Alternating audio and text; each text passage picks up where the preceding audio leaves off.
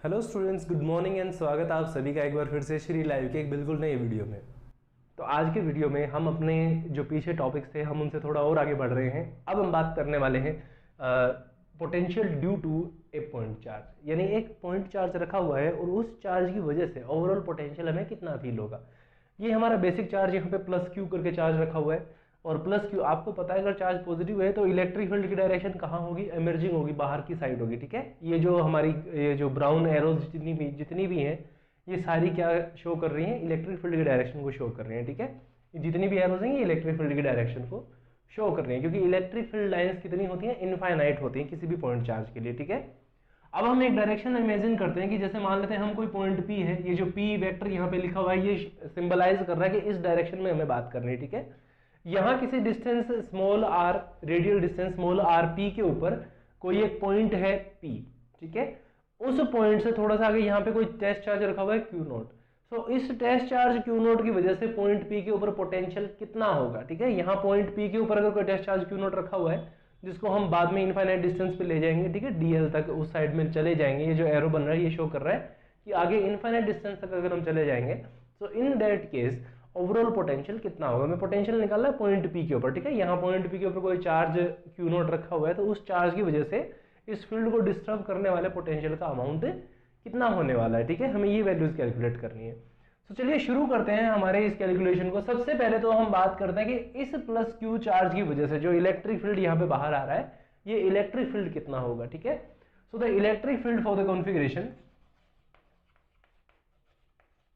इस कॉन्फ़िगरेशन के लिए जो ओवरऑल इलेक्ट्रिक फील्ड हमारे पास होने वाला है that is the E vector, और चार्ज कितना है हमारे पास में, चार्ज हमारे पास में यहाँ पे प्लस क्यू है, that is divided by the 4 pi epsilon note. Okay, this is the 4 pi epsilon note. और डिस्टेंस किसकी बात कर रहे हैं हम लोग, डिस्टेंस हम बात कर रहे हैं कोई भी रेडियल डिस्टेंस r के लिए। So in that case this will be the r square. ये इक्वेशन आ गई हमारे पास में, इलेक्ट्रिक फील्ड की वैल्यू आ गई।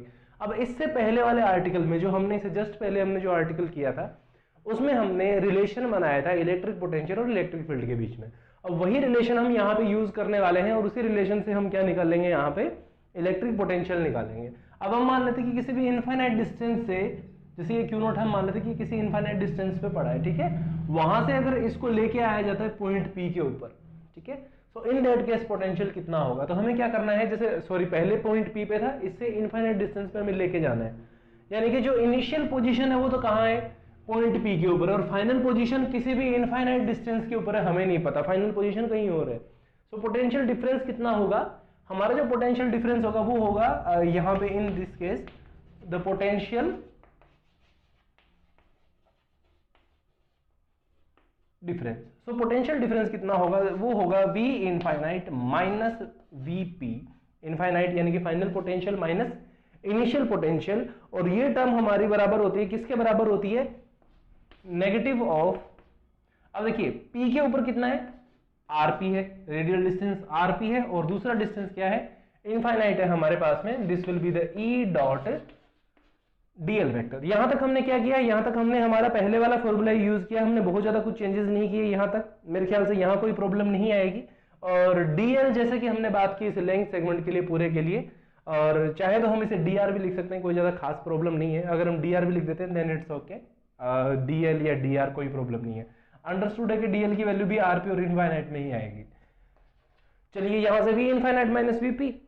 अब हमें इस बात का पता है कि इनफाइनाइट डिस्टेंस के ऊपर पोटेंशियल की वैल्यू क्या होती है, जीरो होती है, यानी जो वी इनफाइनाइट वाली टर्म है वो क्या होगी, यहाँ पे जीरो होगी। यहाँ पे कौन सी टर्म एग्जिस्ट करेगी, सिर्फ वीपी एग्जिस्ट करेगी। So minus of VP will be equal to the negative of RP to infinite E vector dot DL vector. ये टर्म आ जाएगी, माइनस से माइनस दोनों तरफ कैंसिल हो जाएगा, नो प्रॉब्लम, ठीक है, दोनों तरफ कैंसिल हो जाएगा, यहाँ से वीपी की वैल्यू बचने वाली है। तो वीपी यहाँ पे कितना हो जाएगा, in this case the Vp will be equals to integration from Rp to infinite and this is the E dot dl vector। ये टर्म आ जाएगी हमारे पास में।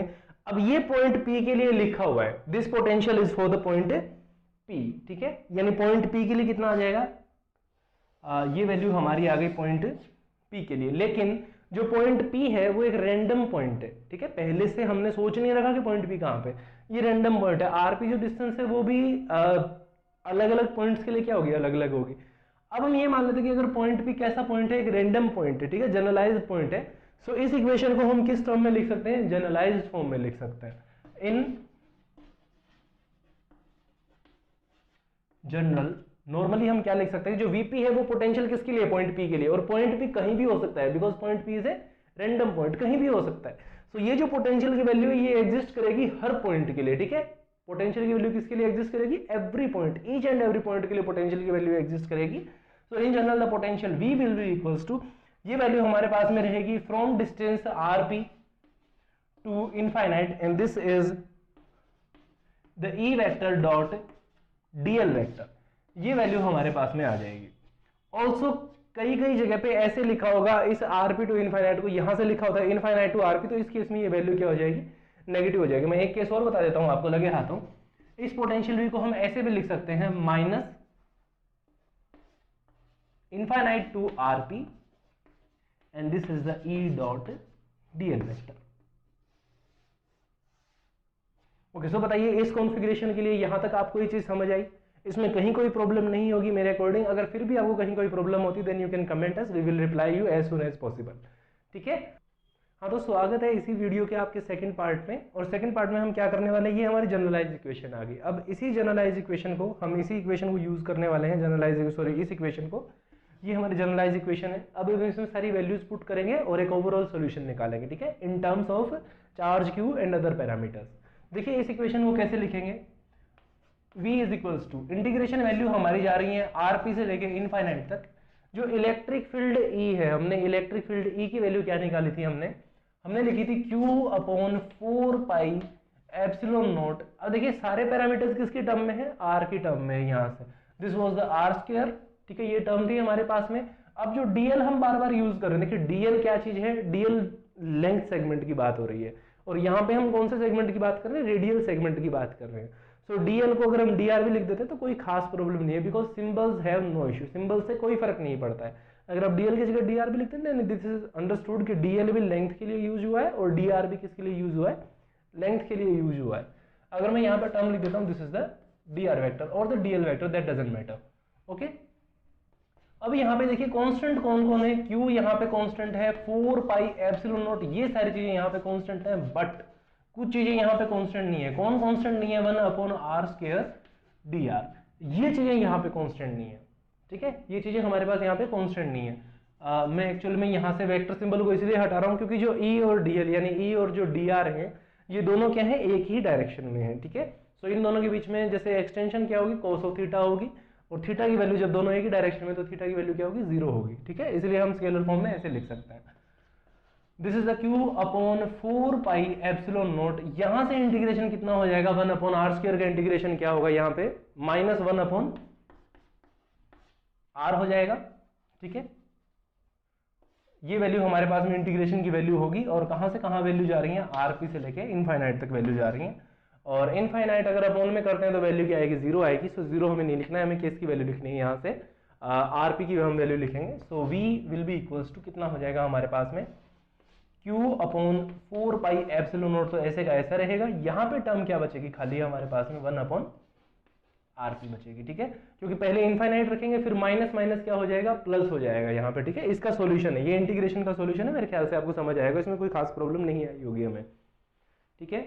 तो ये हमारे पास में सॉल्यूशन आ जाएगा इसका, यानी यहाँ से जो पोटेंशियल V है वो कितना हो जाएगा, यहाँ से ये वाली जो टर्म रहेगी, जो 1 अपॉन 4 पाई एप्सिलॉन नॉट है, ये टर्म हमारे पास में होती है K, ये हमारे पास में हो गया Q अपॉन RP, सॉरी ये P पॉइंट के लिए था, जनरल टर्म्स में क्या लिखेंगे, R लिख देंगे, ठीक है, ओके। सो ये हमारे पास में वैल्यू होने वाली V is equal to KQ upon R, ठीक है। ये हमारे पास में जनरलाइज फॉर्मूला रहेगा पोटेंशियल V के लिए। मेरे ख्याल से ये दोनों इक्वेशंस,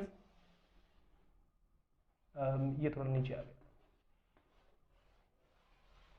हाँ, ये दोनों इक्वेशंस हमारी इस पूरे एक्सप्रेशन को फाइनलाइज करती हैं, जो हमें ओवरऑल इसका सॉल्यूशन निकालना था, ठीक है। मेरे ख्याल से यहां तक सॉल्यूशन समझ आएगा, इसमें कोई ज्यादा बहुत खास प्रॉब्लम नहीं है। यहां से एक चीज कंक्लूड होती है कि जो पोटेंशियल है, देखिए यहाँ पे K भी कांस्टेंट है और Q भी कांस्टेंट रहेगा। एक चीज यहाँ पे कांस्टेंट नहीं रहने वाली, रेडियल डिस्टेंस आर यहाँ पे कांस्टेंट नहीं रहने वाला।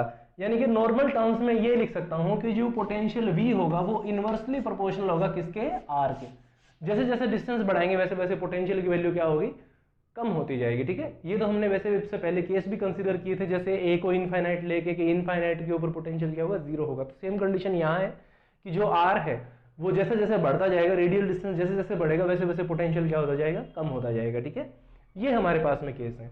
इस वीडियो में हमने बात की है किसी एक पॉइंट चार्ज की वजह से ओवरऑल पोटेंशियल। अब इस वीडियो के नेक्स्ट पार्ट में, जो इससे नेक्स्ट पार्ट होने वाला है, उसमें हम बात करने वाले हैं potential due to many charges. अगर एक है तो उसके लिए तो हमने सोल्व कर लिया, अगर एक से ज्यादा चार्जेस हैं देन ओवरऑल पोटेंशियल कितना होगा, ये हम बात करने वाले हैं इसके नेक्स्ट वीडियो में, जो इसके बाद वाला वीडियो होगा।